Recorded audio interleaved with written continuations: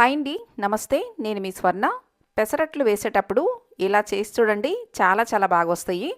ఇప్పుడు ఒక బౌల్లో 2 కప్పులు పెసలు వేసుకోవాలండి. తర్వాత ఏ కప్పుతో అయితే మనం పెసలు వేసామో అదే కప్పుతోటి పావు కప్పు బియ్యం వేసుకోవాలి. తర్వాత చిన్న స్పూను మెంతులు వేసుకోవాలి. ఇప్పుడు వీటిని 2-3 సార్లు శుభ్రంగా కడిగేసి నైట్ అంతా నానపెట్టుకోవాలండి. పెసలు నానపెట్టేటప్పుడు ఇందులో కొంచెం మెంతులు వేసుకుంటే దోశలు చాలా బాగా వస్తాయండి. మీకు తర్వాత రోజు చూపిస్తున్నాను. బాగా పెసలు నానిపోయి ఇప్పుడు మిక్సీ జార్లో వేసి కొంచెం కరివేపాకు వేసుకొని చిన్న స్పూను సాల్ట్ వేసుకోవాలండి. మీ టేస్ట్కి తగ్గట్టు సాల్ట్ వేసుకుని కొంచెం నీళ్లు పోసి మెత్తగా ఇలా మిక్సీ పట్టుకోవాలి.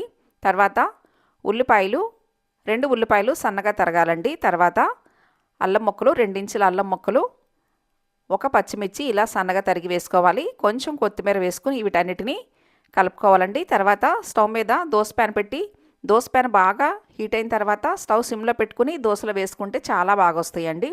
మీరు కూడా ఇలా తప్పకుండా ట్రై చేయండి. ట్రై చేసి మీకు ఎలా వచ్చిందో నాకు కామెంట్ చేయండి. ఈ పెసరట్టు రెసిపీ మీకు కూడా నచ్చినట్లయితే ఈ వీడియోని తప్పకుండా లైక్ చేయండి, షేర్ చేయండి. నా ఛానల్ని ఫస్ట్ టైం చూస్తున్న వాళ్ళు తప్పకుండా సబ్స్క్రైబ్ చేసుకోండి. ఇలా చేసుకోండి, పెసరట్లు చాలా సూపర్గా వస్తాయి. టేస్ట్ కూడా చాలా బాగుంటుందండి. ఈ పెసరట్లోకి నేను అల్లం చట్నీ, కొబ్బరి చట్నీ చేశాను. నాకైతే అల్లం చట్నీ చాలా ఫేవరెట్ అండి. అల్లం చట్నీతో పెసరట్టు సూపర్గా ఉంటుంది. మీరు కూడా తప్పకుండా ట్రై చేయండి. Thanks for watching.